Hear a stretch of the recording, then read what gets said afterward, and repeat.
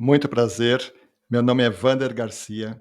Eu sou advogado de imigração, licenciado nos Estados Unidos e também no Brasil.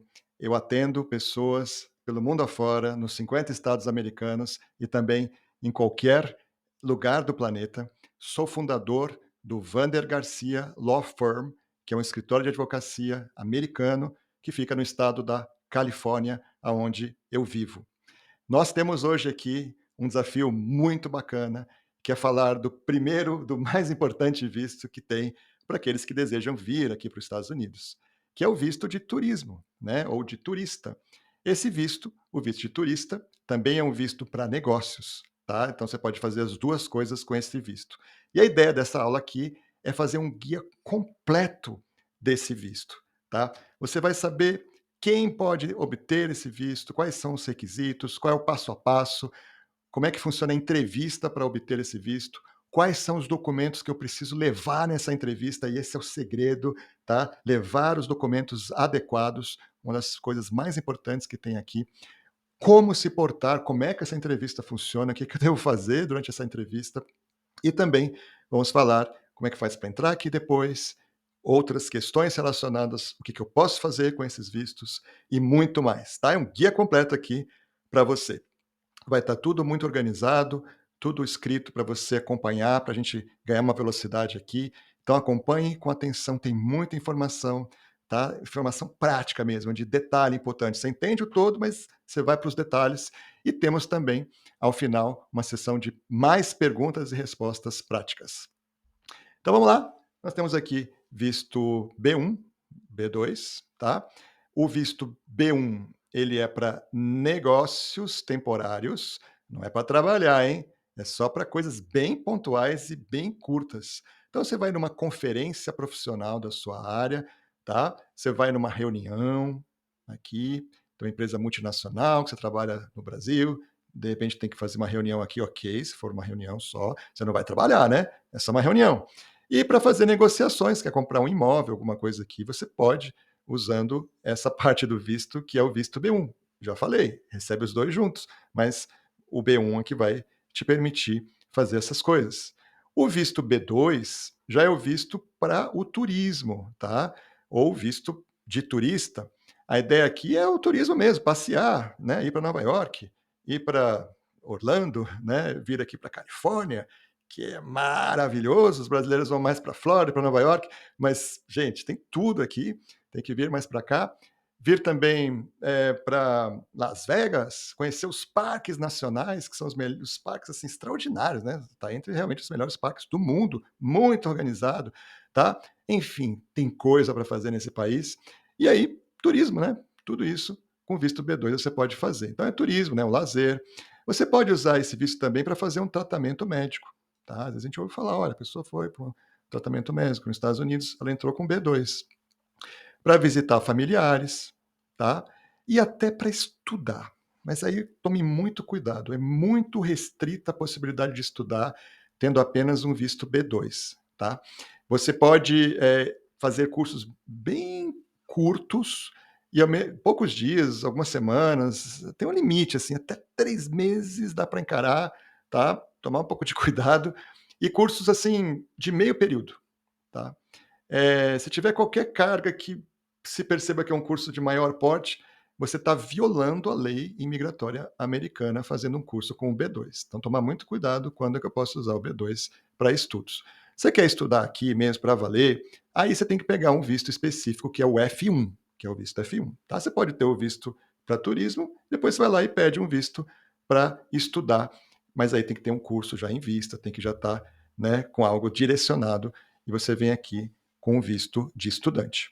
Bom, normalmente, como eu já tinha dito, eles são combinados, esses dois vistos aqui, num único visto, tá? Então, você vai pegar o seu passaporte, vai ter um adesivo lá, e nesse adesivo vai constar que você tem o visto B1 e o visto B2. Características principais aí desses vistos, né? Primeiro é a validade deles, tá? Normalmente vai constar no seu passaporte uma validade de 10 anos, ok? Bacana, né? 10 anos de visto. E isso permite que durante esses 10 anos você venha e tenha múltiplas entradas aqui nos Estados Unidos. Pode entrar, a princípio, quantas vezes quiser, mas é que tem outras limitações que não vai ser tanto assim, né. Por quê? Porque para cada entrada aqui nesses 10 anos, tem uma duração máxima de estadia. Você só pode ficar até 6 meses para cada entrada sua aqui. Então entrou aqui, no máximo 6 meses, volta para o Brasil. Passa um tempo, entra de novo, no máximo 6 meses. Claro que se eles forem percebendo que você está vindo toda hora aqui, tá, e está ficando 6 meses, todas as vezes você volta, períodos curtos, você vai estar violando, o visto, que o visto é para uma vinda temporária, o visto é para turismo, né, para morar, né. Então, é fundamental que não se passe do ponto, tomar um pouco de cuidado, não é porque você pode vir quantas vezes quiser e ficar 6 meses, você vai fazer isso sempre, porque você não vai entrar, sem exagero aqui, tá. Mas, mesmo esses 6 meses, é relativo, tá, porque quando você entra aqui nos Estados Unidos, você tem aquela entrevista lá na hora de entrar, que é uma outra entrevista, né, tem uma para o visto e depois tem na hora de entrar aqui. "Ah, o que você veio fazer? Quantos dias? Tem dinheiro pra tal, tal". Aí você vai ser admitido, tem um carimbo, "Bem-vindo aos Estados Unidos", né, um carimbo, e aí vai constar lá quantos dias você pode ficar. Como eu falei, em geral são 6 meses, mas o oficial pode colocar 90 dias se ele quiser, tá. E não tem o que fazer, o que ele colocar lá vai ter que ser cumprido. Como eu já tinha dito, não pode trabalhar, tá? Não pode trabalhar. Aquele coisa de negócios temporários é bem temporário mesmo. Se você o que você está fazendo tem uma natureza de trabalho, você chega lá, fala, não, eu tô entrando aí nos Estados Unidos porque tem um amigo meu, eu sou pintor no Brasil, tem um amigo meu que ele está mudando de casa, eu vim ajudar aqui ele na pintura da casa. Não vai rolar. Porque isso é trabalho. Mas não vou receber nada. Não tem problema. É trabalho. Você está tirando dinheiro emprego, na verdade, de americanos, tá? Então, sem essa de trabalhar, fuja disso, tá? Não é o visto adequado para trabalhar o B1, B2. Como eu falei, coisas bem pontuais. A ideia aqui não é ganhar dinheiro, é fazer uma reunião, é uma negociação, né, para comprar alguma coisa. Cuidado mesmo. E também não pode estudar, né? Como eu falei, tem exceções, dá para fazer estudos curtos, de meio período, mas a princípio o visto correto para estudar é o visto F1. Então é isso, tomar cuidado, né? Porque isso vai ser visto na hora da entrevista para conceder o visto, se você não está querendo vir aqui para estudar ou para trabalhar, e vai ser visto em cada entrada que você tiver aqui nos Estados Unidos. Quem é que se qualifica, tá? Para o B1, B2. Então, nós temos aqui uns critérios básicos, melhor dizendo, para o aplicante. O aplicante é aquele que está pedindo visto, né? É uma linguagem comum aqui nos Estados Unidos, a gente fala aplicar para uma faculdade, aplicar para um visto. É pedir o visto, tá? É, o primeiro critério, gente, isso aqui é muito importante, isso aqui, 1, 2, 3 aqui, isso é tudo, tá? Eu tenho que entender isso aqui. Eles querem saber, tá? Como primeiro critério para ver se vão dar o visto para você, se você tem uma intenção clara de retornar ao país de origem, ao seu país. Você está no Brasil, você tem intenção de voltar depois que você viajar para os Estados Unidos. Você é que tem que provar isso. Em direito tem aquele papo de o ônus da prova, tá? Você tem um ônus da prova. Eles já partem do preço, eles presumem que você não vai voltar, que você vem para os Estados Unidos e vai ficar. Você tem que provar que tem uma intenção clara de retornar para o Brasil depois da viagem que você falou que vai fazer, tá? E aí você vai ter que comprovar então laços fortes com o Brasil. Tá? Falou assim: "Não, eu tenho um emprego, sou funcionário público, eu tenho um emprego numa uma companhia privada, um emprego estável, ou eu tenho uma companhia mesmo, né, uma empresa minha, tenho clientes, tenho coisa para fazer, ou eu estou fazendo faculdade, ou uma pós-graduação, né, ou eu tenho família, tá, eu vou viajar sozinho aqui, porque eu vou numa conferência, mas minha família nem está indo, tá, eu tenho bens". Olha, então isso aqui é o número um. Tá? O primeiro critério básico é intenção clara de voltar. Você tem que provar isso, hein? Tá? Tem que provar, então, um laço forte com o Brasil, que você vai voltar, vai viajar, vai conhecer lá, né, os Estados Unidos e vai voltar. Tá? O segundo ponto é ver se você tem recursos financeiros para cobrir a viagem. Claro, né? Porque lembra, eles presumem que você vai ficar aqui. Você está indo viajar sem dinheiro, como é que você vai pagar as coisas? Né? E se você está sem dinheiro, está tão duro assim, será que você não vai querer ficar para trabalhar? Você não vai, né? tá com essa intenção, mas eles presumem que você tem intenção. Qualquer pessoa, rico, pobre, o que for, não tem o que fazer aqui, tá? Então você vai ter que provar que ou você tem os recursos financeiros para isso, você tem como pagar essa viagem, ou alguém está pagando para você. Daqui a pouco a gente explica como é que funciona. E o terceiro ponto é você precisa ter um objetivo claro e legítimo para vir para os Estados Unidos. Você tem que deixar claro: estou indo para Orlando, que eu quero ir nos parques da Disney. Aqui fala Disney, não é Disney, né? Os parques da Disney. Eu quero conhecer, vou levar meus filhos, vou levar a família. Eu estou indo para Nova York, né? Quero ir em musicais, quero ir em museus, quero isso, quero aquilo. Explicar o que você vai fazer, tá?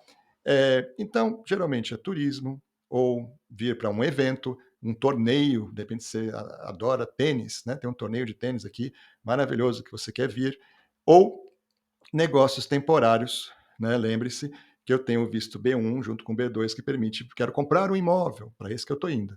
Você tem que dizer qual é a razão de você estar viajando, querendo um visto para viajar para os Estados Unidos. Então, guarde isso. Vínculo, que é o número 1 aqui, tá? Mostrar que você tem vínculo com o Brasil, que você vai voltar no final da viagem.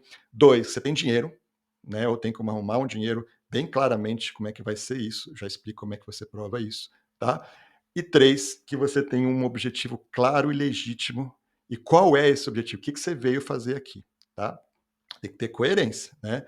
De repente você fala assim, eu venho para uma exposição de arte, você gosta de arte, sabe? Tomar cuidado, tem que ter coerência aí no que você está dizendo que está vindo fazer aqui. Quem não é elegível, não é elegível, tá? Pessoas que eles percebam lá na entrevista que na verdade estão pretendendo morar nos Estados Unidos, né? Ou estudar, né? Ou trabalhar, ok? Esse aí não é elegível. Também não é elegível pessoas que têm vistos anteriores revogados. A pessoa teve revogado um visto por abuso de permanência ou fraudes, ok? É isso. Como solicitar o visto B1 e B2, tá? Vamos ver um passo a passo aqui de como é que eu solicito esse visto. Primeira coisa, você vai entrar nesse site aqui, ó, tá? Que é o site da Embaixada Americana. Então ele é isso aqui, ó. US Embassy, .gov, tá? E aí, naturalmente, que tem a versão em português aqui, que é sempre melhor, né? Mesmo que a gente saiba o inglês, se você souber bem o inglês, entra na versão em português para não ter nenhum mal entendido, tá? Então você vai entrar nesse site aqui e vai procurar o preenchimento, onde você preenche esse DS 160, que é um formulário. Tá, você tem que fazer um pedido para o governo, preenche lá um formulário com seus dados, tá? Vai ter muita informação sobre você vai ter que preencher tudo com honestidade, bem claramente o que está sendo perguntado, ler com calma tudo ali, né? E vai ter um momento que você vai escolher qual é a embaixada, no caso seria de Brasília, que a embaixada fica em Brasília, ou qualquer dos consulados onde você quer fazer a entrevista. Então, pode ser Brasília, que é onde fica a embaixada, e pode ser São Paulo, Rio de Janeiro, Recife, Porto Alegre, que são os consulados. Você vai escolher, mesmo que você more perto de um, você pode escolher o outro. A princípio, isso não tem problema. Como é que funciona a questão seguinte, que é o pagamento da taxa de visto? Taxa não é a taxa MRV. Essa taxa, ela, em geral, né, ela dura um tempo esse valor aqui, fica lá uns anos com o mesmo valor, mas muda. Pode ser que no momento que você está vendo esse vídeo, já mudou esse valor, tá? No momento em que estamos fazendo, o valor é de $185, ok? Confirme sempre no site oficial aí do governo americano. Bom, se bem que na hora lá do formulário vai aparecer o valor e você vai ter que pagar o valor que estiver lá, né? Você pode já fazer o pagamento online, logo depois aí que você preencheu o formulário, ou você pode também pagar num banco, pegar um boleto e depois pagar, tá? Obviamente que é melhor já tentar pagar online, porque daí você já pode passar para a terceira etapa aqui, que é agendar a sua entrevista, tá? Porque não adianta preencher um formulário, vai ter que fazer a entrevista. E aí nós temos 2 etapas aqui nessa entrevista, tá? A primeira, não chega a ser uma entrevista propriamente dita, né? Que você vai ter que marcar um horário para coletar dados biométricos. Vai tirar foto, vai fazer lá os dados do seu dedinho, passar o dedinho ali, né? Chama fingerprints, né, aqui nos Estados Unidos. E é numa entidade que é até privada, não é do governo americano, mas que o governo contrata para fazer esse trabalho aí, que é um trabalho mais material. E aí, segunda etapa é fazer a entrevista propriamente dita no consulado. Pode marcar para o mesmo dia para facilitar? Sim, de repente você consegue, vai ver se tem horário, né?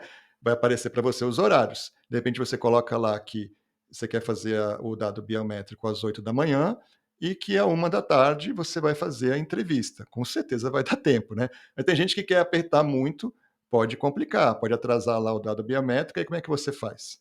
Né? Não vai chegar a tempo da sua própria entrevista. Claro que eles têm uma fila lá, que as pessoas vão entrando, né? Não é tão assim rigoroso o horário, mas olha, eu já vi muito problema de atrasar e a pessoa não conseguir, chegou muito fora do horário. Então, na dúvida, faz com cuidado, marca a primeira, se for no mesmo dia, com antecedência boa da segunda para dar tempo, ok? Mas pode ser no dia anterior, esses dados biométricos, no dia seguinte, a parte do consulado, aí você vê o melhor agendamento para você. Qual é a documentação necessária, tá? Para levar na entrevista. Porque aí você já marcou a entrevista. A entrevista às vezes demora para marcar, demora 1 ano, às vezes é só 1 semana, depende do momento, tá? Mas vamos pensar que você marcou a entrevista aí para daqui a 10 dias, tá? Daqui a 10, daqui a 15 dias. Você vai ter que levar o quê no dia? Essa é a pergunta que eu estou fazendo aqui. Claro, você precisa de um passaporte, né? Como é que a pessoa vai viajar sem um passaporte? Passaporte válido, você já está expirado, também não vai adiantar nada, tá?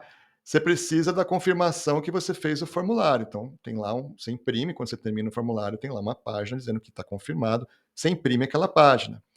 Você também precisa do comprovante do pagamento da taxa. Você imprime aquilo, né, para levar. É, Preciso levar o formulário? Eu gosto de, né, eu recomendo que você faça também impressão do formulário inteiro mesmo, para que você lembre das respostas que você deu, tá? Para não ter nenhum conflito na hora, tá? Então você pode levar também. Não é obrigatório, mas é recomendável levar o formulário inteiro que você preencheu. Aí você, naturalmente, tem que provar laços com o Brasil, lembra disso? Tá? Aquela coisa do vínculo, ok? O que eu tenho aqui para provar laços? Então aqui eu tenho o emprego. Se você tem emprego, é bom demais. Você vai pegar uma carta do seu empregador, ele dizendo qual é a sua função, qual é o seu salário, que você trabalha tanto tempo na empresa e continua empregado, e, de preferência, um outro documento falando de um aviso de férias, que ele diz: olha, inclusive ele tem férias marcadas para daqui a ele ou ela, né, para daqui a 4 meses ou 5 meses. E, enfim, você tendo isso, você está mostrando laços, né? Que você tem um emprego, o empregador dele está até sabendo que você vai viajar. É ótimo se você consegue isso aqui. Ah, mas eu tenho a minha própria empresa. Ok, então você leva o contrato social, leva o cartão do CNPJ para mostrar que a empresa está ativa e leva notas fiscais recentes da própria empresa, porque às vezes a empresa está ativa no papel, mas não está na prática. E as notas fiscais recentes comprovam que você tem uma companhia. Se tem uma companhia, você não vai também ficar nos Estados Unidos, né? Você tem vínculos com o Brasil. Você pega contratos de longo prazo, tá? Às vezes tem um profissional liberal, ou alguém que não está muito formalizado, mas tem um contrato que está para construir uma casa de alguém, ou tem um contrato de consultoria. Tudo isso ajuda também nos vínculos. Se você tem crianças, né, você pega a declaração de que elas estão matriculadas em escolas, declaração em escola, a escola faz isso aí tranquilamente. Ou cursos que você faz, ou faculdades que você faz, declaração que está matriculado, matrícula ativa, tá? Você tem imóveis, escrituras de imóveis mostram vínculo, é uma coisa sólida ter um imóvel, assim como também veículos, menos sólida que imóvel, mas conta, financiamentos, coisas que você tem que pagar.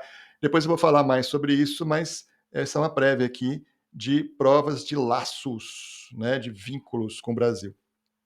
E quanto à questão financeira, claro, imposto de renda vai mostrar mais ou menos a sua capacidade financeira, extratos bancários com entradas recorrentes de dinheiro, né? Às vezes até uma pessoa que trabalha informal consegue o visto, eu vou falar mais na frente como isso pode acontecer, mas tem que mostrar nos extratos bancários a entrada recorrente de dinheiro. E se você, né, é empregado, olerite, né, também mostra que de repente você não tem tanto dinheiro guardado, mas tem um salário bom, né? E diz: olha, tem um salário bom, eu tenho um cartão de crédito com um limite de tanto, então dá para eu viajar com tranquilidade. Né? E claro, Se vai falar que é uma viagem muito comprida, talvez ele questione, mas é uma viagem curta, cara, eu quero passar uma semana, 10 dias nos Estados Unidos, já fiz as contas, eu devo gastar mais ou menos isso, então eu tenho condições sem problemas. Aí nós temos aqui uma outra possibilidade, deixa eu só arrumar aqui uma coisinha, aqui, que falar com vocês sobre dicas práticas para a entrevista. Então agora chegou o momento da entrevista. Você já fez lá os seus fingerprints, você está com um monte de documento na mão, você está lá com o oficial, né, lá do consulado na sua frente e o que eu faço, né? Bom, eu dividi aqui em alguns temas. Primeiro, a questão do comportamento. O seu comportamento deve ser, né, eh, avaliado segundo o seu discurso, né? Então você precisa primeiro ser uma pessoa bem clara, bem objetiva, honesta, verdadeira. Então ele está te perguntando, olha nos olhos, tá? Você tem que mostrar confiança. Olha nos olhos, responda só o que perguntar, seja bem claro, bem confiante mesmo, né? Que mostre confiança mesmo, que isso é bem importante. Essa coisa de perguntar só o que foi perguntado, às vezes é difícil responder só o que foi perguntado, é difícil para nós brasileiros, a gente gosta de puxar papo, de estender, de abrir uma porta, abrir uma outra, abrir uma outra. Não, não é o jeito que o americano trabalha. Você pergunta uma coisa, você tem que responder só sobre aquela coisa, tá? É o jeito, não adianta, é cultural, tá? Sem contar que você está respondendo outra coisa, emenda uma outra coisa, que emenda uma outra coisa, ele acha que você está mentindo na coisa mais importante, tá? Que você está criando ali uma confusão. Responda só o que eu pergunto. Pode ser só sim ou não. Sim, não, tá? Não se preocupe com pausas dramáticas, né? Se ele quiser a explicação, ele vai pedir. Às vezes ele já pede a explicação e você dá de forma bem objetiva, sem introduções, sem rodeios. Tomar cuidado com isso, né? Você tem vínculos com o Brasil? Tenho emprego, tá? Um emprego já há muito tempo. Está aqui, ó, uma carta mostrando do meu empregador que eu estou empregado, inclusive com aviso de férias, tá? Também tenho filhos em escolas, está aqui a carta, matrícula, tá? Tenho vários vínculos, tem imóvel também, tá? Tenho isso, tem aquilo. Então você já vai falar bem objetivamente, sem ficar explicando muito. Só diz o que você tem ali. Aí, roupas e apresentação. Vista-se de um jeito mais formal, tá? Ou de um jeito casual, arrumado. Ok? Importante, vista-se bem. Claro, não vai exagerar, né? Não vai com roupa de casamento aqui, porque daí já vão começar a desconfiar, tá? Toma cuidado, mas vista-se bem, tá? Muito importante. Outra coisa, perguntas comuns. Com certeza vão perguntar qual é o propósito da sua viagem, né? Você quer um visto para quê? Para fazer uma viagem. Qual é o propósito dessa primeira viagem que você vai fazer, tá? Com certeza vão perguntar, mas quanto tempo você vai querer ficar nessa viagem, né? Com certeza vão perguntar, você tem dinheiro? Quem que está financiando essa viagem? Com certeza vão perguntar se você tem familiares ou conhecidos nos Estados Unidos, tá? Eventualmente pode até não aparecer essa pergunta, mas é uma pergunta que tem aparecido mais do que o normal. Se você colocou no formulário, então, porque tem um campo para isso que você tem, esse tipo de pessoa nos Estados Unidos, vão fazer, com certeza, vão querer explicar, né, por que dessa viagem, tá? A gente vai ter um campo aí mais para frente explicando como é que faz quando eu tenho parentes, amigos, como é que eu respondo, porque eu não posso mentir, né? Mas, ao mesmo tempo, eu tenho que saber o que, que eu vou falar com relação a isso, para não parecer que eu vou querer ficar nos Estados Unidos. O que, que você evita? Mentira, tá? Não minta, tá? Porque isso é fatal. Você nunca mais vai conseguir visto. Vai demorar muito tempo até você conseguir um visto se você mentir. E eles pegam. Toma cuidado. Inconsistência. Você fala uma coisa, depois você fala outra, tá? Respostas vagas, desorganizadas. Seja bem prático, direto e objetivo. Quem está isento de entrevista? Oh, coisa boa, não preciso fazer entrevista, né? Tá? Olha, tem, tem que ver direitinho os casos de elegibilidade, mas assim, primeira coisa, tem que ser uma pessoa, você está no Brasil, no consulado do Brasil, então você tem que ser um cidadão, um residente permanente no Brasil, para entrar nessa exceção aqui. Mas quem são essas pessoas aí? Tá? Menores de 14 anos, não precisa de entrevista. Tá? Maiores de 79 também não precisa de entrevista. E portador de um visto válido ou de um visto que expirou nos últimos 12 meses, também não precisa fazer entrevista. Teve um tempo que, se o seu visto se já tinha, né, um visto anterior, se ele tinha expirado há no máximo 48 meses, gente, 4 anos, ainda estava para pedir: "Ó, meu visto só expirou faz 3 anos", ainda dava para pedir para não ter entrevista. Agora não, é só se o visto expirou até 12 meses, tá. Se ele expirou há 1 ano e meio, o seu visto anterior, me desculpa, pena, mas você vai ter que fazer a entrevista, ok? Quem não é elegível, mesmo que esteja aqui nessas categorias, né, para essa isenção. Se o seu visto anterior foi perdido, roubado, cancelado ou revogado, esquece. Você não vai poder, tá, usar desse expediente aí de não ter entrevista, tá? Esquece, vai ter entrevista. Se você teve o visto negado na sua última solicitação, tipo, você tinha o visto de turismo, ok, está lá, está rodando. Você pediu um visto de estudante no meio do caminho e ele foi negado. Quando você for renovar o de turismo, ele vai perder a isenção, tá? E também se você foi preso, condenado por um crime, deportado, impedido de entrar nos Estados Unidos, mesmo que você esteja nessas situações aqui, por exemplo, aqui, ó, já tinha um visto, você vai ter entrevista, vai ter que se explicar em relação a esses assuntos aí. Como é que eu confirmo a minha elegibilidade para isenção de entrevista? Bom, sabendo essas regras já é um bom início, né? Mas durante o agendamento da sua entrevista, vai ter lá algumas perguntas que eles vão fazer e eles vão dizer se você pode ou não se valer dessa isenção. De qualquer maneira, se a imigração, no caso da imigração seria o consulado, né? Entender necessário, ela obriga você a fazer a entrevista. Então, às vezes, você está numa dessas categorias aqui e eles mandam fazer a entrevista, paciência, vai ter que fazer, tá? Como solicitar uma entrevista emergencial? O que é isso? Né? Então, você foi lá, fez todo aquele passo a passo, preencheu o formulário, viu o agendamento, escolheu uma data e você tem uma situação urgente e você não pode esperar a data mais próxima de agendamento, tá? Mas tem que ser situações muito específicas. O governo não fica deixando você fazer uma entrevista antes da hora só porque você está com pressa, tá? Tem situações como falecimento de um parente próximo que está nos Estados Unidos, tá? Doença grave de um familiar que também está nos Estados Unidos, ou você precisa de um tratamento médico urgente nos Estados Unidos, você ou alguém da sua família que você vai acompanhar. Essas situações permitem que você peça para antecipar a sua entrevista, o nome é entrevista emergencial.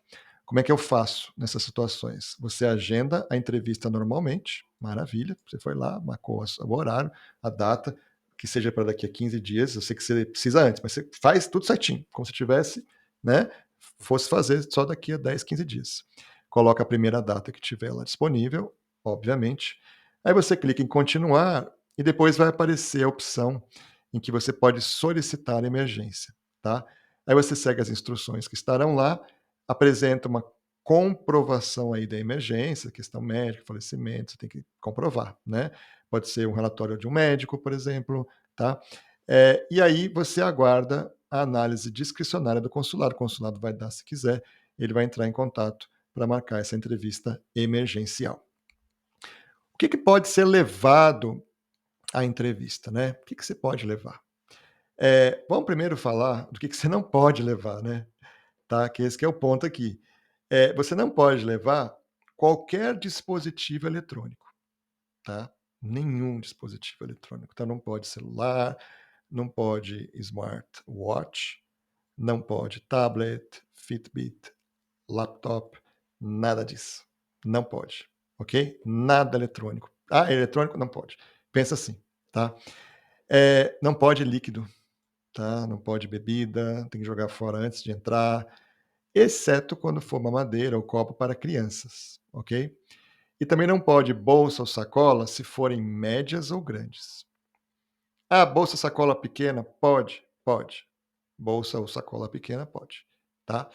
Eh, então, toma cuidado, porque às vezes você pensa que uma coisa é pequena e eles acham que é média, então leva uma bolsa bem pequena mesmo, tá? E o que que eu levo? O que que eu posso levar, na verdade, né? No caso dessa pequena bolsa aí, ou alguma coisa equivalente, você pode levar só itens essenciais aí para você, uma chave, né? Eletrônico não pode, lembra? Tá?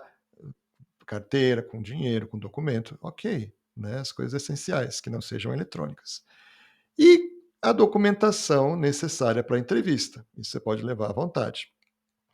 Preferencialmente, coloque tudo numa pasta transparente. Fica mais fácil, não só para entrar, para passar ali pelas revistas, como também na frente da pessoa com quem você vai fazer a entrevista. Fica mais fácil uma pasta transparente para você saber tirar rápido os documentos que você precisa na hora. Um dado importante é o seguinte: não há nos consulados, gente, um lugar ali para você armazenar os objetos. Você colocar o seu celular. Dentro do consulado não tem isso aí, tá? Ah, mas como é que eu vou fazer? Estou indo de Uber para o consulado, como é que eu vou sair de casa sem celular? De lá eu vou para o trabalho? Olha, nesse caso, se você precisa levar um item proibido, tem empresas privadas que oferecem guarda-volumes, tá? Você paga, né? Claro, mas paciência, ali nos arredores do consulado, ok? Mas é fora do consulado. E lembrando que todos os visitantes e os pertences dos visitantes serão inspecionados, então não brinque com isso. Vamos falar agora de mais coisas práticas, perguntas e frequentes, que eu tenho de mais elementos aqui para você, tá? Em relação àquela conversa com o entrevistador, a gente já viu algumas dicas de comportamento, mas eu vou reforçar aqui e falar de outras, né? Primeira, olhe nos olhos dele.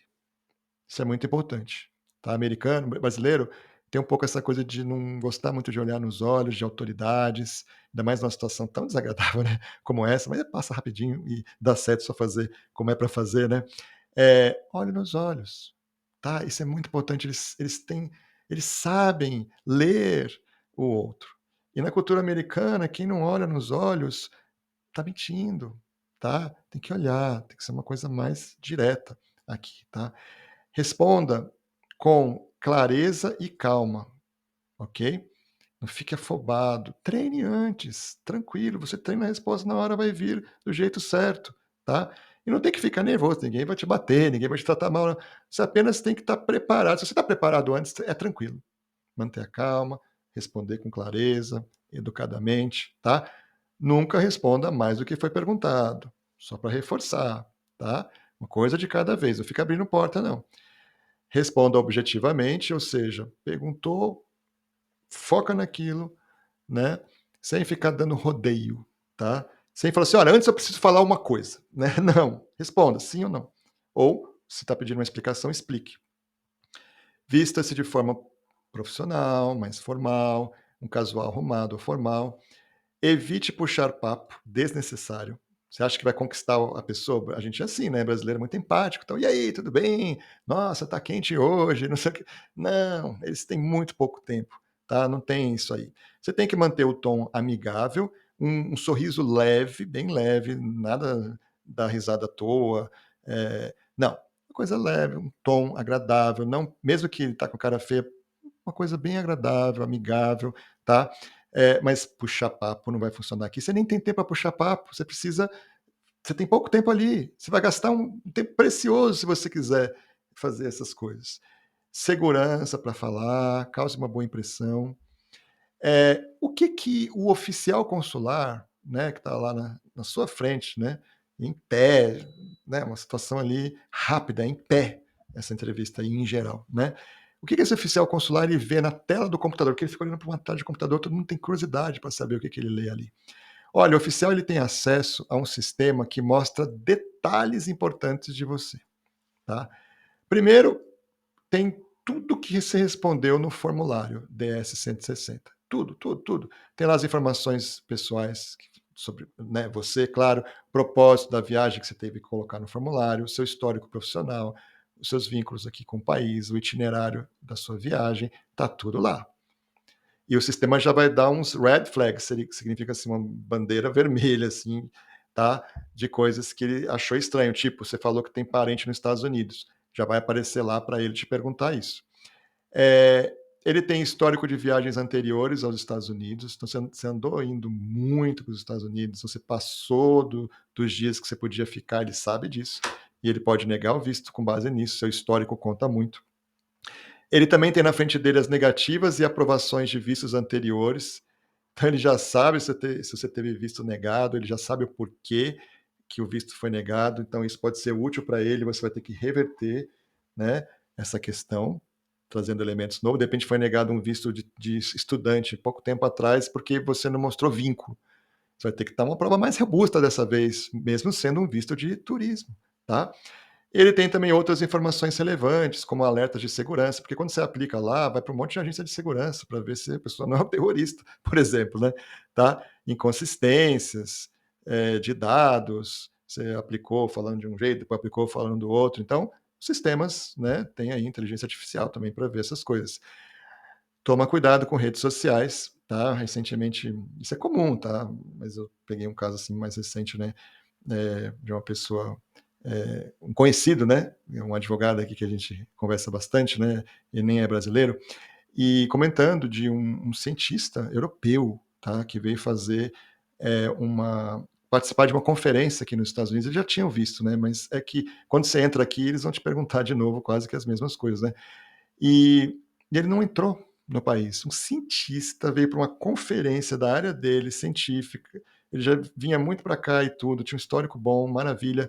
Não entrou aqui porque mexeram nas redes sociais dele, ele estava falando mal do presidente dos Estados Unidos, Donald Trump, entendeu?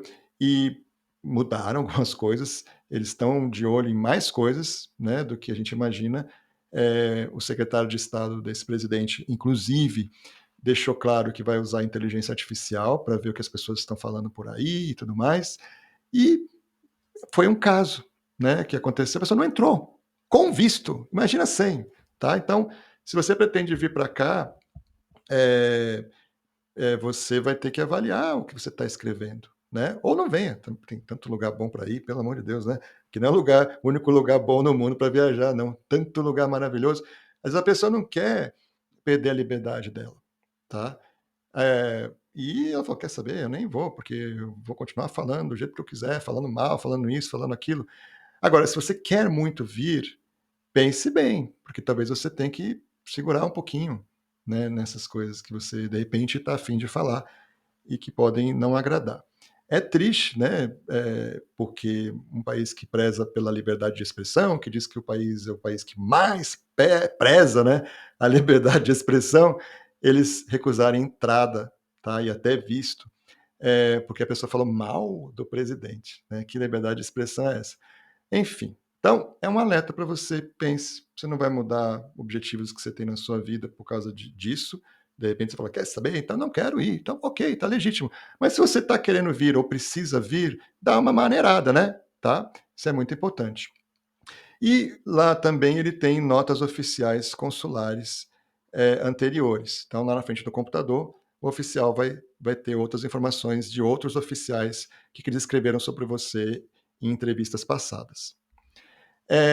O que o oficial já sabe antes da entrevista, não é o computador não, é que ele já vem para a entrevista já sabendo. Ele já sabe mais ou menos se você tem ou não direito ao visto, tá? Já sabe fatores de risco, como intenções migratórias disfarçadas, ele já tem alguns indícios de inconsistências ou falta de vínculos fortes, alguma coisa eles já sabem e já tem mais ou menos uma predisposição. A entrevista é a oportunidade para você manter, de repente, a ideia de que, ok, você pode vir, né? Ou para mudar, né, a cabeça no sentido de que você não poderia vir, porque você não tem vínculo. Então, a entrevista é o seu momento, né? Eles não vão decidir, já chegar decididos. Eles chegam meio assim: esse aqui é o caso que eu vou ter que tomar cuidado, que eu estou um pouco achando que, sabe? Mas você, na hora, tem condições de explicar. E ele falar: ok, tá bom, então, aprovado, tá? Quanto tempo o oficial tem para a entrevista? Gente, foi feito um estudo de que eles ficam de 2 a 5 minutos aí nessa entrevista. Às vezes é mais, claro, tem mais gente, tem casos mais complexos, mas é só 2 a 5 minutos em que ele faz algumas perguntas para você. O resto, às vezes, ele demora um minuto a mais ou a menos para poder organizar alguma coisa ali na documentação. Então, ou digitar alguma coisa no computador. Então é isso, cara, pensa nisso, só tem 2 a 5 minutos. Então, assim, nesse pouco tempo, olha só que ele vai avaliar 4 coisas. Aquela coisa do vínculo, que você já sabe, que vai avaliar se você tem vínculo com o Brasil. Aquela questão financeira, que ele vai ver que você tem grana, né, para vir para cá, para passear e tudo mais. O propósito da viagem, ele vai perguntar o que você vai fazer, né? E, além dessas 3 coisas, que a gente está batendo aqui toda hora para você pensar mesmo nisso, a coerência e a sinceridade nas respostas. Às vezes tá tudo bem, tem vínculo, tem propósito, pega você numa mentira, numa contradição, morreu, por causa desse item 4 aqui, tá? Essa limitação de tempo, gente, significa o quê? Que você tem que ser claro, rápido, objetivo, né, e que o oficial também, se perceber que não precisa mais documento, não vai querer ver todos os documentos que você tem, tá, porque tem pouco tempo. O que fazer se o oficial não entendeu a documentação apresentada? Ele olha e fala: "Ah, isso aqui não comprova o vínculo", por exemplo, tá. E aí você percebe que ele está querendo deferir seu caso, tá. Nesse caso, primeira coisa, gente, mantenha calma. Não eleve o tom de voz, não demonstre frustração, seja profissional ali naquele momento, tá. Você vai dizer o seguinte, educadamente, fala: "Olha, eu tenho um documento aqui que pode ajudar a explicar isso. Posso te mostrar? Esse documento aqui vai comprovar o vínculo". É assim que tem que abordar, tá. Não argumente: "Não, mas claro que eu tenho vínculo", "Eu tenho sim, veja bem", mostre um documento, por isso que tem que vir com bastante documento, tá. Se foi um documento que você já mostrou, você falou assim: "Olha, por favor, tem uma parte desse documento ali, olha, segunda página, conheça os documentos que você tem, na segunda página tem lá a informação que você precisa", tá. Então, se você está percebendo que vai indeferir, educado, lança uma carta na manga, ou uma explicação de aonde está a informação preciosa, ou um documento novo, tá. E aí você pede, né, para ele, reavaliar, né. Então, por exemplo, pode ser alguma coisa assim: "Olha, esse documento aqui mostra que eu estou empregado atualmente e tenho vínculos aqui com o Brasil, tá. Agora, se depois de você mostrar tudo, eles não querem dar o visto para você, e você percebe isso, aceite, tá? Aceite, não queime o filme, eles vão deixar tudo anotado se você criar um barraco, aquela coisa: "Eu tô pagando, você nem avaliou, que absurdo". Já era, sem condições. Educadamente aceite, você pode até pedir: "Ah, mas por quê que eu", pode pedir uma explicação, eles dão um papelzinho, geralmente com a explicação, e aguarde para uma próxima oportunidade, você vai vir com mais elementos e vai, né, na próxima conseguir, né, vai trabalhar em cima para conseguir. Quais documentos adicionais, além daqueles lá que eu já tinha falado no início, né, podem comprovar vínculos? Olha, você pode provar que tem vínculos familiares no Brasil. Fala assim: "Não, como é que eu vou embora? Eu tenho filhos que estão aqui", né. Então você pega a certidão de nascimento de seus filhos. Não, tem esposa ou esposo, né, então essas certidões aí ajudam para provar vínculo, que tem família que vai ficar, né, você está indo para uma viagem de negócios, mas a família está aqui, então é um vínculo muito bom. As matrículas que a gente já tinha falado, né. Vínculo financeiro, já tinha falado, de escritura de imóvel, que é o mais forte, mas vale também veículo, financiamentos ativos que você vai ter que continuar pagando, vínculos profissionais, né. A gente falou de carteira assinada, documento do patrão, né, do empregador, no caso, aviso de férias, ou no caso de empresa, contrato social, CNPJ, notas, fiscais recentes. Mas você também pode mostrar projetos, contratos em execução que você está fazendo, provas de registro de marca, patente, essas coisas. E também outras coisas são declarações médicas de familiares dependentes da sua presença. Depende seu pai, sua mãe estão doente, e você pode pedir o médico dizer que você é uma pessoa importante, que vai sempre lá e tudo mais, tá? Para mostrar que você vai voltar, né? Você não vai deixar seus pais assim. E por último, prova de participação em atividades religiosas, e comunitárias duradouras. Então tem gente que tem um trabalho social na igreja, no bairro, na comunidade, é síndico do prédio ou participa de uma associação. Isso é vínculo também, hein? Isso é bacana. Como comprovar vínculos no Brasil se meus filhos ou cônjuge moram nos Estados Unidos? Esse é um caso muito complicado. Você tem parente aqui nos Estados Unidos. Eles vão falar: "Meu, você está querendo ir e ficar, né?", tá? Nesse caso, apresente documentos que mostrem outros laços com o Brasil. É aquela mesma história. Bens, trabalho no Brasil, tranquilo, não tem problema nenhum. E explique bem por que você está fazendo a viagem. Ó, tem uma razão específica, casamento do meu irmão, ou eu vou falar daqui a pouquinho, o seu irmão pode fazer uma carta para você. Tudo é possível tendo uma boa explicação e documentação. É necessário ter uma quantia mínima na conta bancária para provar a capacidade financeira? Não, não tem um valor exato, mas tem que ser valor suficiente para cobrir as despesas durante a sua estadia, tá? Naturalmente que você tem um salário bom, você tem cartão de crédito, você pode apresentar essas informações também. E às vezes pedir até no banco, né, uma informação de qual é o limite do seu cartão de crédito, ou imprimir alguma coisa no extrato, no seu aplicativo, no computador, em relação a isso. O que devo responder se me perguntarem quem está financiando a minha viagem? Bom, seja honesto, né? Se for você, ótimo, e explique como. Se for outra pessoa, você diga exatamente quem é, se é um familiar, um empregador, alguma coisa assim. Como quem tem a viagem financiada por terceiros pode comprovar a elegibilidade? Então, pensar que alguém está dando dinheiro para você viajar, uma avó, por exemplo, um amigo, alguma coisa assim. Nesse caso, você tem que apresentar documentos do financiador da sua viagem. Porque ele não deu ainda o dinheiro para você, né? Entendeu? E por isso que você está dizendo que é alguém que vai pagar. Então, você faz uma declaração formal desse financiamento da viagem, né? Uma pessoa dizendo: "Eu vou dar o dinheiro para o meu neto para viajar", tem uma carta da pessoa, né, e com cópias do documento dessa pessoa, uma declaração, pode reconhecer firma, fica até melhor, né. Você mostra quais são os vínculos que você tem, a minha avó, né, meu irmão, meu primo, um amigo, pode ser também, mas mostra o vínculo. E você mostra a capacidade financeira do financiador, hein. "Ó, vó, por favor, aí preciso dos extratos bancários da senhora, não é só a declaração não, porque eles têm que ter certeza que tem esse dinheiro", ou imposto de renda, carta, do empregador, se ele que está dando o dinheiro para você. Quais documentos um empregado deve reunir para a entrevista? Se você tem um emprego, tá, já falamos, mas tem mais coisas aqui, ó. Você tem que provar o vínculo empregatício, então, o contrato de trabalho, geralmente a gente tem um contrato de trabalho, né? Aquela carta que eu falei, que o empregador dizendo: declaro que fulano trabalha comigo na função tal, salário tal, desde tanto e continua trabalhando, é uma carta do empregador, né? Vínculos, função e salário. Tem aquele aviso de férias que eu já tinha falado, né? A declaração ou aviso de férias aprovadas aí para a viagem, e também olerites dos últimos 3 meses, pelo menos, tá? Que é o contra-cheque, mostrando que você tem, né, mesmo um emprego. A questão da estabilidade financeira, no caso de um empregado, basicamente vem com o olerite, obviamente, mas também extratos bancários, imposto de renda e, além do olerite, outros benefícios e bônus que às vezes não está no olerite, mas você tem que mostrar. Quais documentos um empresário, ó, você tem uma empresa, ou um profissional liberal deve levar? Já tínhamos falado alguma coisa aqui, né? Primeira coisa é o vínculo que ele tem, é o registro da empresa, CNPJ está ativo, tem um contrato social, uma declaração de movimentação bancária empresarial, tá? Tem os bancos que fazem as declarações, ou tem lá os statements, né, que é o extrato aí com essas movimentações, notas fiscais emitidas recentemente, muito antiga, não vai ajudar muito, contratos em execução, você leva cópia de contratos, certificado de MEI, né, no caso de você ter uma MEI, ou uma declaração de autônomo.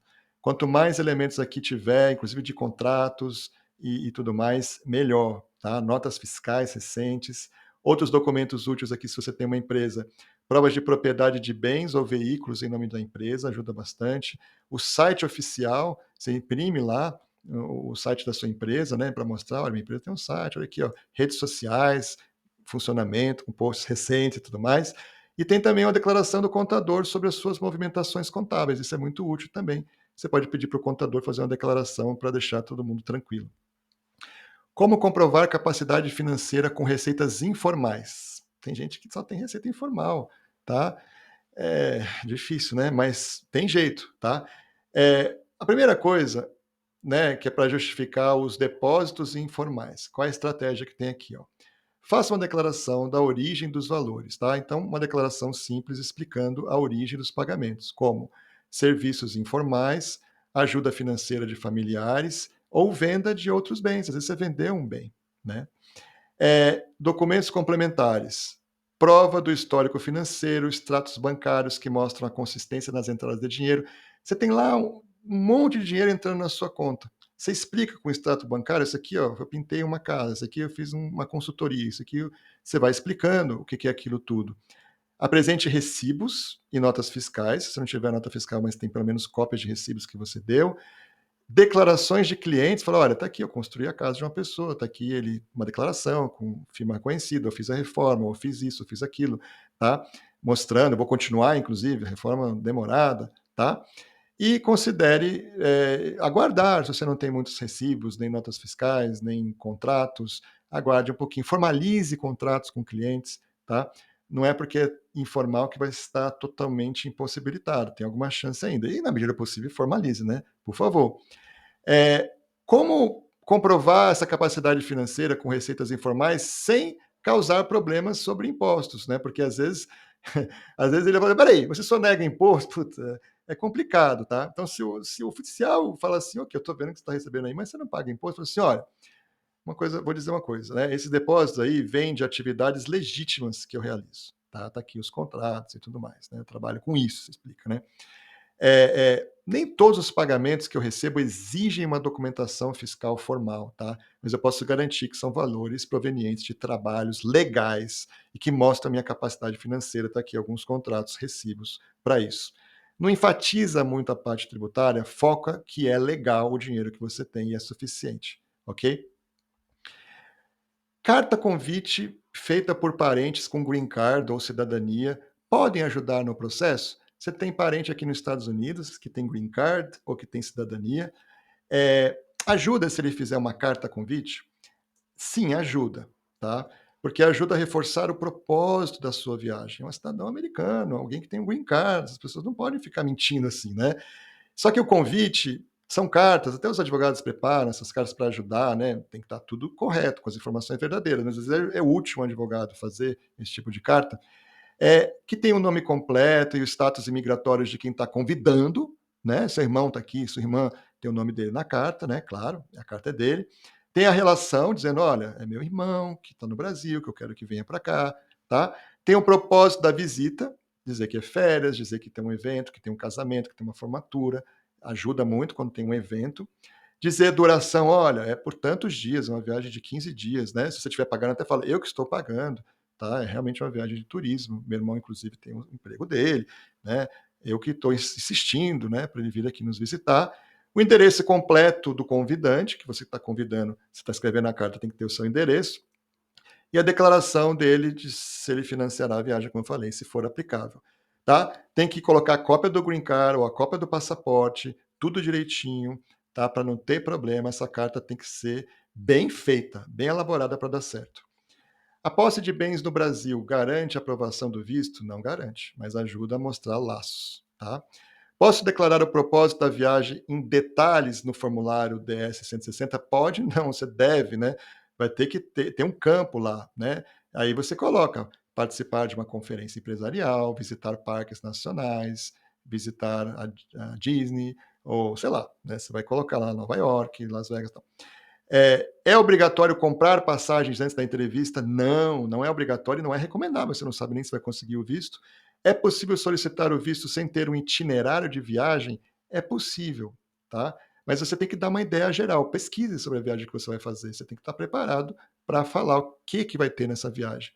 Precisa de um itinerário detalhado para participar de uma conferência de negócios? Olha, você tem que dizer onde vai ser a conferência, quando vai ser, coloca um folder ali da conferência. Se tiver um convite para ela, coloca um convite que você recebeu. Quanto mais elementos documentais, melhor.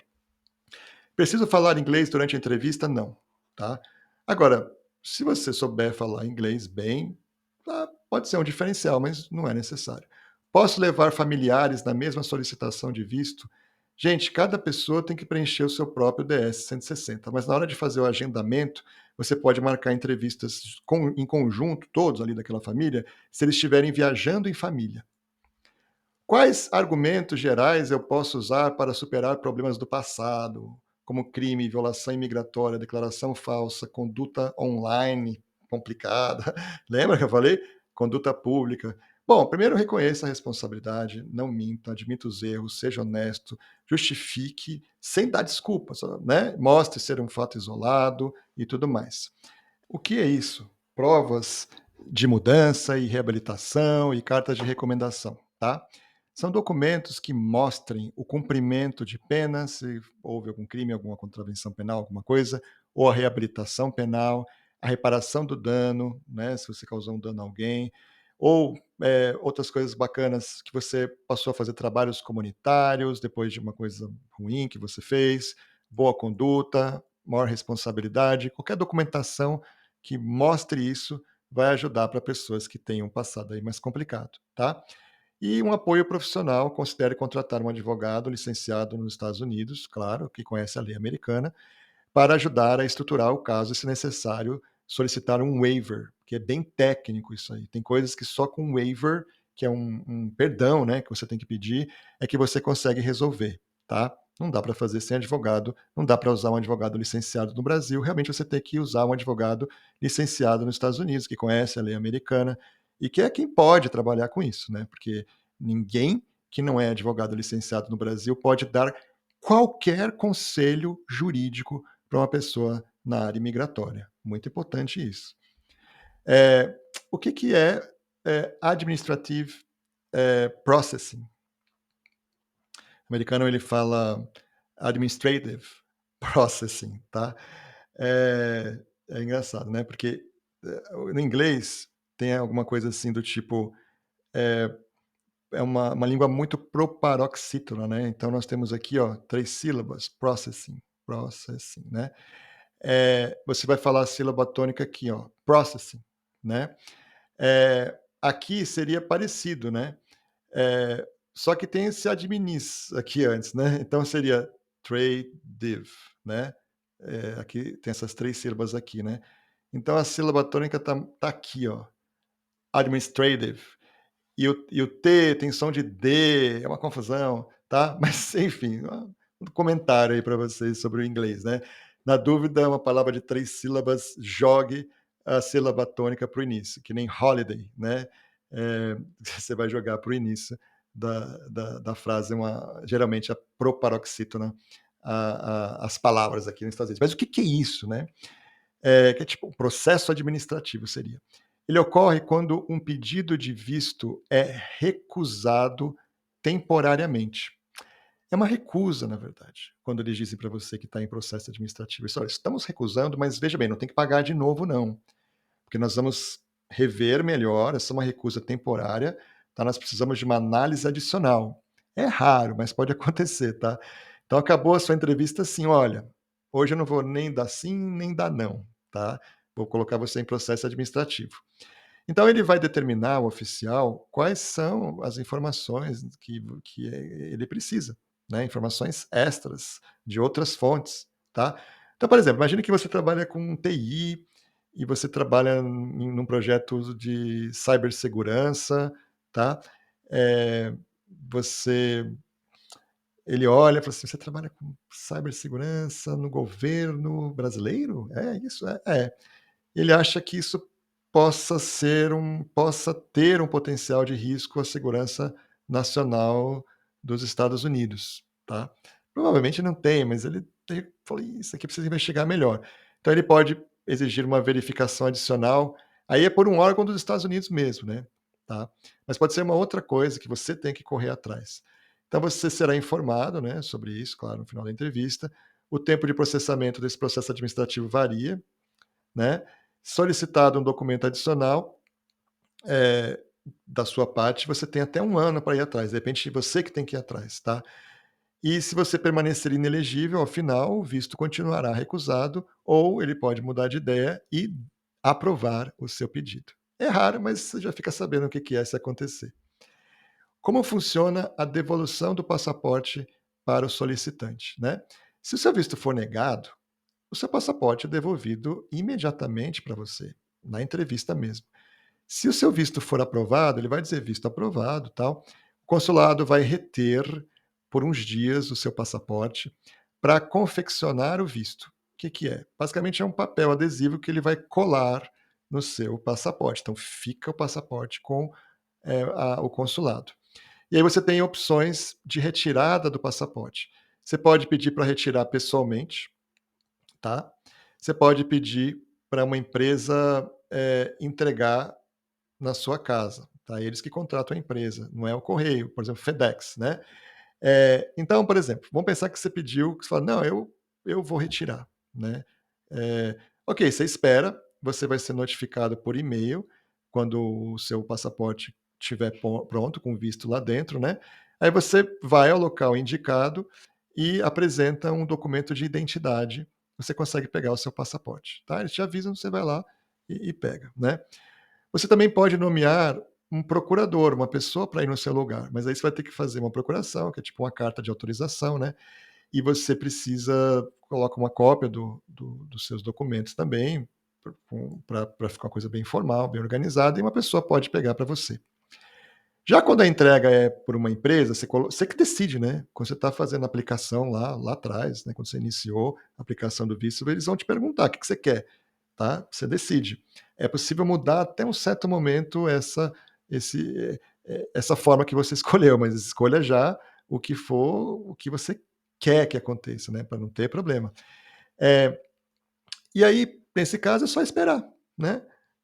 Você vai dizer um endereço residencial ou comercial, a pessoa vai tentar entregar lá para você o FedEx 3 vezes no máximo, tem que ter um adulto lá para receber, e esse pode ser o único problema, né, de não tiver adulto no local, e eles vão 3 vezes, não consegue, aí volta para o consulado. E documentos que não forem retirados, em algum momento, né, como é que fica? Fica bem complicado, quer dizer, tá, você vai ter que aí entrar em contato, pedir uma retirada pessoal, é difícil, tá, então veja o que é melhor para você. Quais são as chances do meu visto ser aprovado? Essa é uma pergunta de US$ 1.000.000, né, ninguém sabe, tá, mas o que eu posso te dizer é que as suas chances aumentam muito se você comprova, né, laços fortes, vínculos com o Brasil, e tem um propósito legítimo para sua viagem, né. E claro, a parte financeira, que é extremamente importante. Quanto mais documentação tiver, mais coerência, um propósito bem claro, bem natural, melhor. Bom, meu visto foi negado. Posso reaplicar? Pode, você pode reaplicar, tá? Mas reaplique corrigindo as razões da negativa anterior, tá? Não adianta reaplicar daqui um mês, levando os mesmos documentos, traga mais coisas. Fundamental reaplicar, trazendo novos elementos. O que que significa aquela validade de 10 anos do visto, né? Recebi o passaporte, está 10 anos lá. Como eu já disse para vocês podem entrar múltiplas vezes nos Estados Unidos nesses 10 anos, mas cada estadia tem que respeitar o máximo autorizado ali no carimbo que é dado no seu passaporte, na entrada dos Estados Unidos. E quais são as vantagens de contratar um advogado licenciado nos Estados Unidos para fazer o seu pedido, tá? Porque olha gente, pouca gente sabe, mas um advogado pode pedir para você, você está com um caso mais complexo ou se você tem alguma dificuldade em relação a esse assunto, você pode contratar um advogado para te orientar, para te ajudar a escolher os documentos adequados. Você mesmo faz, mas o advogado, de repente, ele vai te dar uma consultoria para ver se o caso está bom. Você faz uma entrevista com ele treina. Essa é uma possibilidade. A outra é contratar para ele fazer tudo, né? Basicamente é só você lá comparecer no dia da entrevista, vai ter uma petição sua na mão, né, escrita pelo advogado, vai ter que responder algumas coisas, mas você não tem o trabalho de ficar preenchendo essas coisas todas, né? Bom, primeira coisa, extremamente importante, isso é uma coisa para pensar, para você que não sabe nem o que fazer, nem por onde começar, tá, ou para você que tem um caso que você acha que está complicado, tá. Outros casos também justifica, mas esses 2 são os mais comuns, tá. Outra coisa importante, isso é lei americana, tá. Como eu falei, só um advogado licenciado aqui nos Estados Unidos, eu tenho licença no Brasil e aqui, e não é fácil ter uma licença aqui. Aqui é a prova mais difícil do mundo. E eu, então, passei na Califórnia, que é a mais difícil dos 50 estados americanos, mas assim, de longe, não dá nem para comparar, né. Então, é muito difícil ser advogado aqui, é muito complicado. E um advogado brasileiro que não estudou aqui, não fez cursos aqui, que não passou num exame daqui, ele tem dificuldade em saber como escrever, como argumentar e tudo mais. E ele é proibido, não tem nem discussão, ele é proibido de te dar qualquer conselho jurídico relativo a coisas que envolvem a lei americana. Um advogado que não tem licença aqui, que está dando conselho jurídico para você, tá dizendo: "Ah, nesse caso é melhor você fazer tal coisa", ele já está cometendo um ilícito, tá, já começa aí. Então tomar um pouco de cuidado.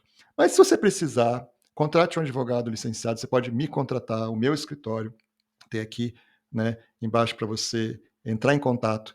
Mas eu vou dizer aqui quais são as vantagens, né. Geralmente se contrata advogado para vistos mais, complicados, como visto, de trabalho, visto de família, de casamento, green card, né, que você tem que pedir e tudo mais, mas eventualmente, né, com as dificuldades que tem, visto de turismo e negócios, visto de estudante, são vistos que pode valer a pena também contratar um ou pelo menos marcar uma consultoria, marcar uma conversa para orientação do que deve ser feito.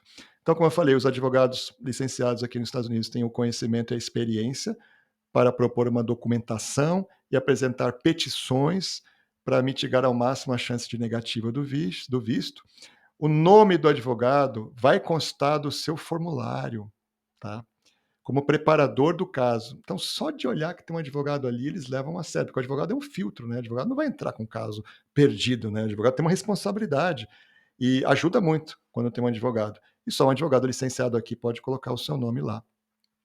Pode até uma outra pessoa preparar, mas não vai ser na qualidade de advogado. O advogado ele preparará uma petição escrita, que aqui eles chamam de cover letter, tá? Acompanhada de documentos pré-selecionados, criteriosamente, bonitinho, explicando as características do solicitante. Então, o advogado, além de preencher o formulário, ele prepara uma petição. Só que o formulário é online, mas a petição você entrega na hora ao oficial do consulado na entrevista. Você pega a petição do advogado e entrega para ele. Então já ajuda um pouquinho ali, né? Que vai ter talvez menos perguntas para você, mas vai ter perguntas, tá?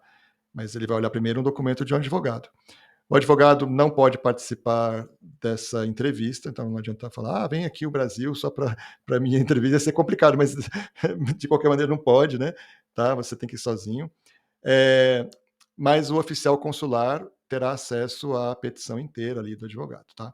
Essa petição, chamada de cover letter, ela é cirurgicamente elaborada, tá? Ela trabalha com palavras-chave, assim, elementos, que não pode ter muita coisa escrita, mas também não pode faltar coisas. Então, o advogado sabe fazer de um jeito que o oficial olha e fala, tan, tan, tan, tan, tan, já vê que tem uns anexos ali, ok. É mais fácil explicar o caso dessa maneira, tá? E, como eu falei, obviamente, o solicitante, né, que é você, precisa estar familiarizado com a petição do advogado, porque ela é sua Bíblia também, porque ele pode fazer uma pergunta em relação ao que está ali. Fala assim, vem cá, esse documento 2 aqui, o anexo 2 da petição, o que é isso? Né? Ele pode perguntar para você alguma coisa. Claro, já vai saber, né? Tecnicamente, o advogado já vai dizer o que é. Mas ele pode ter uma dúvida ali em relação ao documento. Você tem que ter uma via para você também. Você tem que estudar. E o advogado, claro, ele vai treinar você. É muito legal, tá? É uma coisa boa nos casos que precisa, obviamente. Posso viajar para os Estados Unidos com visto B1, B2, enquanto aguardo um processo de green card? Tá? Brasileiros têm aplicado muito para o green card, estando no Brasil ainda, tá? Por motivo de trabalho, que tem um currículo muito bom. E aí muitos querem saber se, enquanto o green card está rolando o pedido ali, se é possível viajar. Se você está no Brasil ainda, é sinal que você só fez uma petição pedindo para reconhecerem que você tem um currículo diferenciado, que você tem habilidades extraordinárias, por exemplo, ou habilidades excepcionais. Gente, isso aí não quer dizer que você vai imigrar, é um pedido só para você ser reconhecido como uma pessoa com habilidades para possivelmente depois pedir um green card. Então, tecnicamente, você pode viajar, né? Agora, se você for perguntado, você fala assim, não, eu não tenho um pedido de green card. O que eu tenho é uma petição, vamos supor, I-140, né, que é a petição que reconhece habilidades excepcionais ou extraordinárias, etc. Mas eu não tenho pedido de green card, tá? Não pode mentir, tá? Então, assim, pode viajar. Se você está numa situação assim, consulta o seu advogado que está entrando com pedido de green card, de green card que eu falo no sentido amplo, né? Está entrando com uma petição I-140 para você, ou não tendo advogado, entre em contato com a gente, que a gente te ajuda a lidar com essa situação, se você quer viajar, quer pedir um visto no meio de um pedido como esse. Eu preciso de seguro de saúde para viajar para os Estados Unidos, então já estou com o visto na mão, agora estou indo viajar, certo? Não é obrigatório, tá? Mas altamente recomendado. Se você pagou a viagem no cartão de crédito, em geral, os cartões de crédito você consegue um seguro saúde gratuito para o período aí da viagem. Posso levar medicamentos de uso contínuo para os Estados Unidos com visto B2? Pode, sim, mas tem que estar na embalagem original, com a receita médica traduzida para o inglês, se possível, tá? Pelo menos a receita, mas se possível traduzir, melhor ainda, tá? Dependendo da quantidade de remédio que você traz, ele pode achar que você vai morar aqui, tá? Então tomar cuidado. Mesma coisa, você vai viajar para passar uma semana nos Estados Unidos, eles perguntam quantas malas você tem. Não, eu trouxe 3 malas. 3 malas para passar uma semana? Cuidado, viu? Cuidado para não levar muitas malas. Você pode até voltar com muitas malas, mas ir para os Estados Unidos para passar alguns dias com muitas malas, eles perguntam, e você não pode mentir. E eles vão falar: 3 malas para passar uma semana? Você vai ter que ter uma boa explicação, tá? O que acontece se o agente de imigração não acreditar no meu propósito de viagem? Então, já estou falando de você que conseguiu o visto agora, tá? Já passei do visto, né? Conseguiu o visto, está entrando nos Estados Unidos, essas discussões aí. Se ele não acreditar no seu propósito de viagem, você vai ser barrado no porto de entrada, mesmo tendo um visto válido, tá? E, enfim, você vai ter que retornar, retorna no próximo voo que tiver. Você fica até meio um tempo, às vezes, no aeroporto ali, numa área meio reservada, sem muita liberdade, e é encrenca, tá? Por isso que tem que, cada viagem que fizer, tem que ter o hotel, já uma prova de que você tem um hotel, né? A reserva direitinho, paga, né? Aquelas reservas que não é só reserva, né? É, ou uma reserva definitiva, né? Ainda que não paga, mas definitiva, uma reserva mesmo, né? Numa pré-reserva.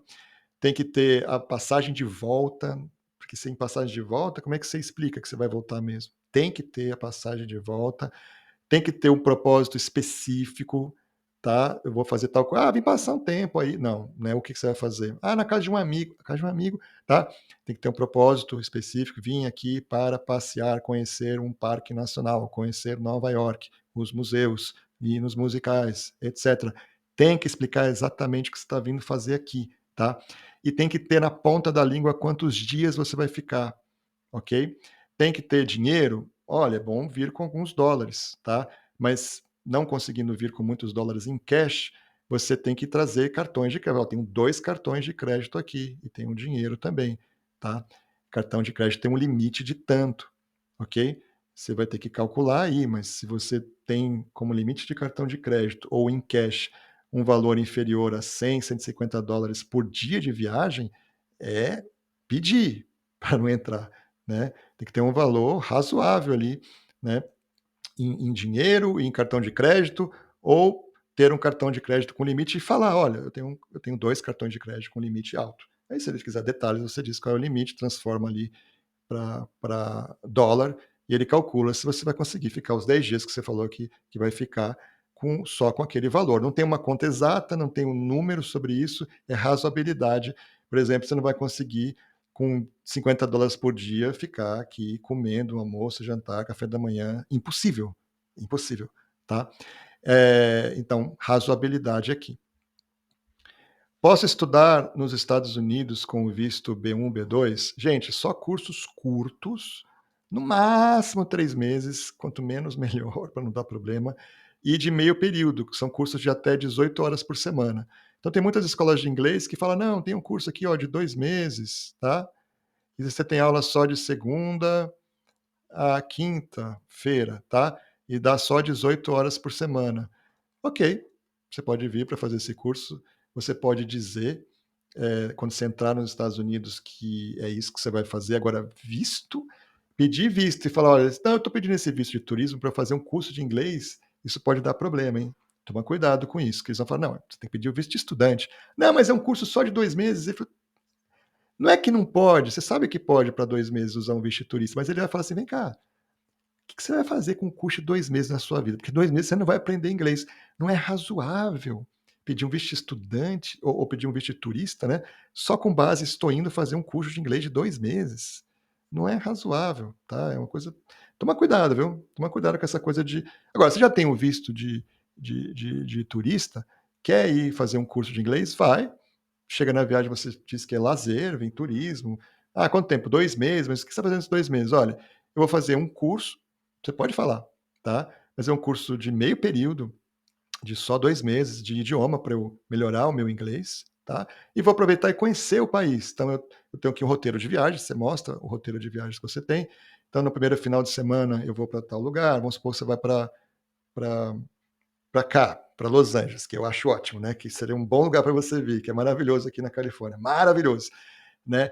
Falei assim, olha, no primeiro final de semana eu vou para San Diego, que é um lugar muito bacana, que me falaram. Aí no segundo final de semana eu vou, vamos pensar que tem época de neve aqui, né? Tá 1 hora e meia de Los Angeles tem praia, né, no County, né, que é a região, metropolitana, tem Santa Mônica, tem Long Beach, tem um monte de praia aqui, né, Malibu, que é praia dos artistas e tal, mas a 1 hora e meia, no máximo 2, tem montanha com neve para esquiar. Então você pode dizer: "Ah, então eu vou na montanha esquiar", você explica onde você vai, "Eu vou num parque nacional X, eu vou no outro final de semana para São Francisco, e eu vou também para Las Vegas", né, que dá para ir de carro daqui, entendeu? Tipo, você tem um roteiro, e só que é só de final de semana, porque durante a semana, de segunda a quinta, eu tenho uma aula. Então vai ser legal, que eu vou fazer o turismo, né, vou conhecer vários lugares que eu queria conhecer e vou melhorar o meu inglês nesses cursos aí, mas são só 2 meses e é meio período, tá, part-time, né, meio período. Tá ótimo. Agora vem fazer um curso aqui de 3 meses e meio, 4, ou tem mais de 18 horas de aula por semana, não entra. Fala assim: "Olha, você veio com visto errado, você está deportado, pode ir embora", tá. Então tomar cuidado com isso. Posso usar o mesmo visto B1, B2 para diferentes propósitos, negócios e turismo? Pode, é flexível, você tem os 2 vistos, você vem aqui, faz um monte de reunião de negócios, que é o B1, e depois faz umas viagens aí de turismo, que é o B2, tudo bem. Posso estender minha estadia nos Estados Unidos com visto B1, B2? Você ficou aqui 6 meses, vamos supor que é o máximo. Posso ficar mais tempo? Pode, não é bom, mas antes dos 6 meses, você vai ter que fazer um pedido de extensão, aí vai ser por mais 6 meses, tem que ser antes, tá. Contrate um advogado, que está cada vez mais complicado isso, tem que fazer uma petição explicando o porquê, dando 1000 detalhes de vários assuntos, mas pode, só não vai ficar aí sem status, chama, né, depois de 6 meses você fica sem status. Isso é complicado, porque você vai ter dificuldade para voltar para cá depois. Ah, e se no meio do caminho eu estou aqui por 6 meses, passou uns 2 meses, eu quero aplicar para um visto de estudante, estando aqui mesmo, não quero voltar para o Brasil não, aproveitar que eu já estou aqui. Olha, pelos primeiros 90 dias, você não pode aplicar para nada estando aqui, porque eles presumem fraude, porque eles presumem que você entrou dizendo que era turismo, mas na verdade você queria estudar, entendeu? Que é mais difícil conseguir o visto de estudante. Então, não pode. Depois de 90 dias que você está aqui, aí sim você pode pensar em pedir um visto de estudante. Só que esse visto só tem validade enquanto você estiver aqui. Se você voltou para o Brasil, você perde ele, tá? Então tem que estudar muito se vale a pena pedir visto de estudante estando aqui. Geralmente é melhor voltar para o Brasil, pedir o visto de estudante lá, passar pelo consulado e vir aqui com visto de estudante, porque daí você pode ir e voltar nas férias, tem, um trânsito bem legal. Tá, mas aí olha, entrou nessa coisa de estender, de pedir outro visto, advogado licenciado nos Estados Unidos, tá? Você pode pegar advogado de qualquer estado aqui, porque os advogados na área de imigração atuam para todos os estados, não tem nada a ver onde você vai ir, que o advogado tem que ser daquela região. Não, é tudo online, o advogado pode estar em qualquer lugar. Então, sendo advogado licenciado, tá ótimo, né? E pode ser a gente. Então, olha aqui o nosso contato, ok? O que acontece se eu precisar viajar para outro país durante minha estadia nos Estados Unidos? Sem problema.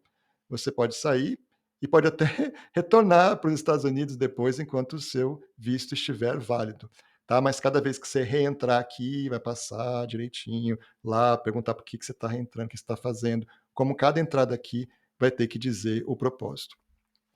Bom, mas o que acontece se a pessoa que entrou com visto de turista ultrapassar o período permitido de estadia? Lembra? São aqueles 6 meses, tá? Nesse caso, a pessoa, o nome que se dá a isso é pessoa sem status, tá? Quando você entra aqui, você tem um status de turista, se você ficou mais do que 6 meses, você virou uma pessoa sem status. Sem status é diferente de sem inspeção, tá? E é diferente de quem tem status. Toda vez que você entra aqui com visto de turismo, por 6 meses você tem status. Se você ficou mais de 6 meses, você virou uma pessoa sem status. Se você entrou pela fronteira, olha isso, que é o caso mais grave, você é sem inspeção, você nunca chegou a ter status aqui, tá. Então, uma pessoa que ficou sem status, vamos falar dela, tá? Porque nós estamos falando de visto, então você entrou com visto. Isso aqui é para quem entrou pela fronteira, tem aulas aí falando disso, bem complicado de resolver, poucas saídas, bem complicado. Mas tem saídas também, claro, mas vamos imaginar, que eu quero que você entenda as consequências disso, tá? Você ficou 6 meses, não pediu extensão, não fez nada, deixou passar. Muita gente deixa. Você ficou sem status. Isso significa o quê? Que você está sujeito à remoção, que é a chamada deportação, tá? Remoção é o termo técnico, deportação é o termo que as pessoas usam, mas pode usar os dois, não tem problema, tá? Se você entrou e está numa situação como essa, você pode ser, muitas vezes, removido sumariamente, tá? Então tem situações que permitem uma remoção sumária, muito cuidado com isso, tá? É arriscado, é arriscado. Mas vamos pensar que você foi ficando, tá dando tudo certo, não foi removido sumariamente, nem foi iniciado nada contra você, tá tudo certo, assim, você tá levando, né? Bom, você sempre pode ir embora, né? Uma solução. Aí, dependendo do tempo que você ficou aqui sem status, você pode ter maiores ou menores problemas, tá? Mas ir embora é uma solução. Se você conhecer alguém, casamento real mesmo, né? Pode acontecer, acontece. É tranquilo resolver esse problema. Você consegue pegar um green card, né? Tendo por meio de casamento. Se casou com um cidadão, é mais tranquilo, mais rápido. Se casou com alguém que só tem um green card, não é cidadão ainda, um pouco mais complicado, mas no final vai acabar dando certo. Mas tem alguns problemas aqui para resolver. Você pode aplicar para um asilo, mas o asilo são situações bem específicas, um problema que você teve no Brasil, discriminação, questão política, questão de discriminação por racial, ou algum grupo que você pertence. Difícil, tem que ser coisa grave, uma perseguição gravíssima que você teve no Brasil, vai ter que provar. E o asilo você pode pedir em até 1 ano da chegada aqui, então se você ficou sem status, mais um tempinho aí já não pode mais pedir o asilo. Tem exceções, mas em geral não pode depois de 1 ano. Se você foi vítima de tráfico humano, tem esse visto T aqui, tá? Mas também muito difícil de configurar. Tem que perguntar para um advogado. Tem coisas que configuram, tá? Se você foi vítima de um crime grave aqui nos Estados Unidos, inclusive violência doméstica, outros tipos de violência, isso pode acontecer, tá? Você pode aplicar para um visto U. São situações aí para quem ficou sem status, né? Agora, se houver a deportação, ou sumária, ou a deportação com direito à defesa e tudo mais, você vai ter que voltar à força para o Brasil e fica com a reentrada proibida por 5 anos aqui, tá? Essas são as consequências. As pessoas que tiveram que voltar, até o avião até da Força Aérea Americana, às vezes que levou, né? Chega no Brasil, ela está 5 anos sem poder entrar aqui. E depois desses 5 anos também não vai ser muito fácil entrar, mas tudo bem. É um ponto aí para considerar também, né? Agora, se você fez uma saída voluntária, você ficou sem status, tá?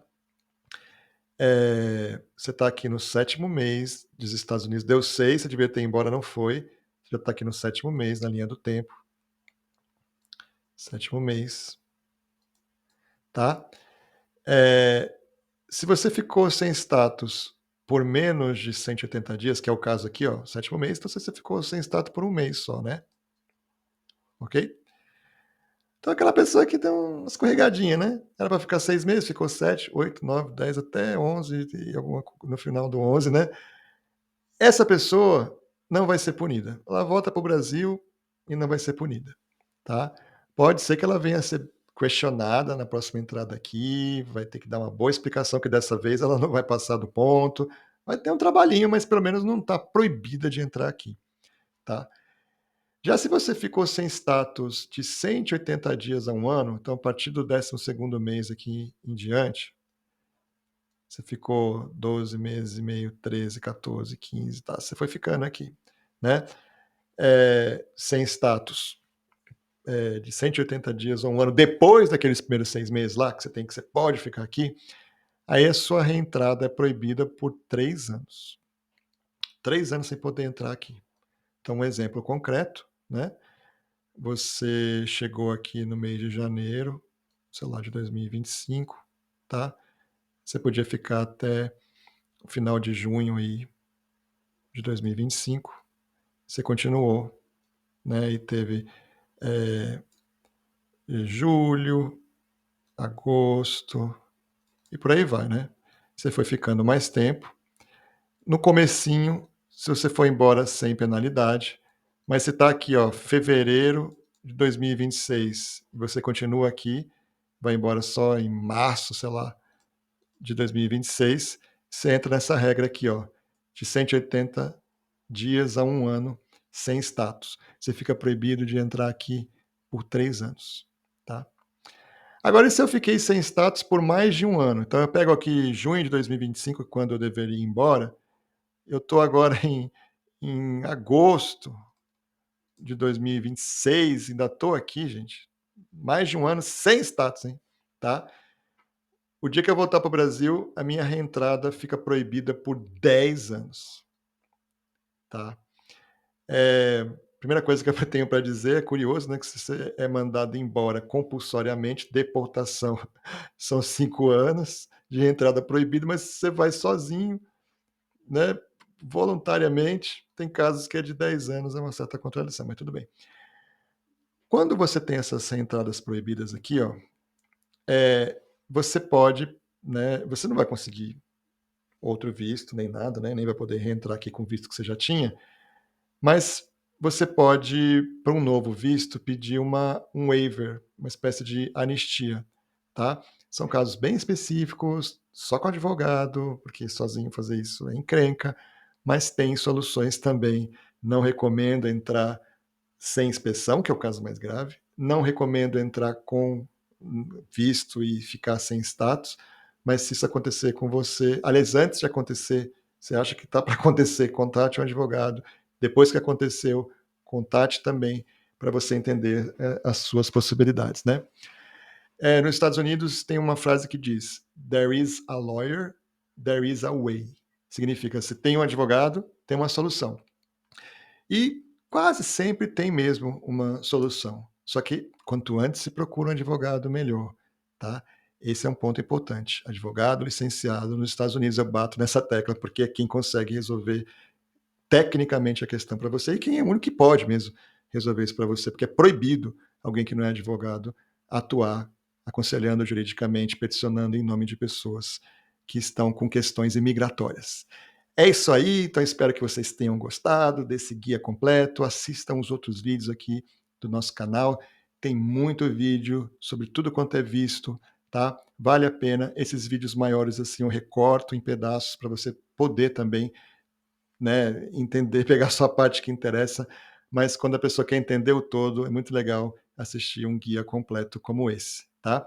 Então siga a gente, faça parte do nosso canal, se inscreva aí no nosso canal, curta, é legal, é bacana, dá um trabalho fazer isso aqui, espero que vocês gostem.